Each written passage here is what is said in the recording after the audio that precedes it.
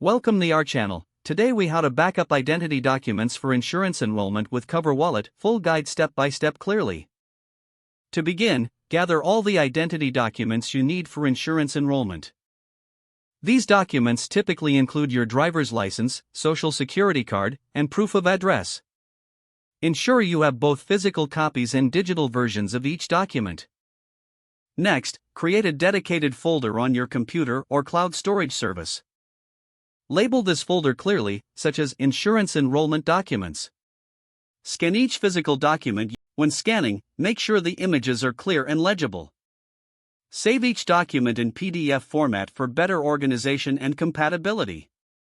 Once scanned, name each file descriptively, like drivers_license_yourname.pdf. After that, review all digital files to ensure nothing is missing or unclear. Now, log into your CoverWallet account on the website or mobile app. Navigate to the insurance enrollment section of your account. When prompted, upload the scanned identity documents. Follow any specific instructions provided by CoverWallet for document uploads. Double-check that each document has been uploaded successfully. If necessary, fill out any additional forms or information required by CoverWallet. After submission, you should receive a confirmation email from CoverWallet. Make sure to store both your physical and digital documents securely for future reference. In case of any questions, contact CoverWallet's customer support for assistance. If the page does not load, refresh the browser or try again in a private or incognito window. Make sure you are using the correct email address, then retype it carefully to avoid small typos. If your password is not accepted, use the reset option and create a new strong password you can remember. Check your spam folder for verification or security emails, then complete any requested confirmation steps.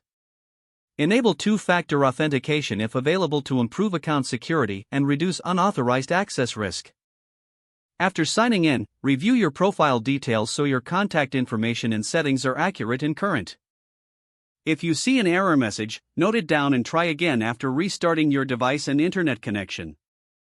Log out when you finish, especially on shared devices, to keep your account and payment information secure.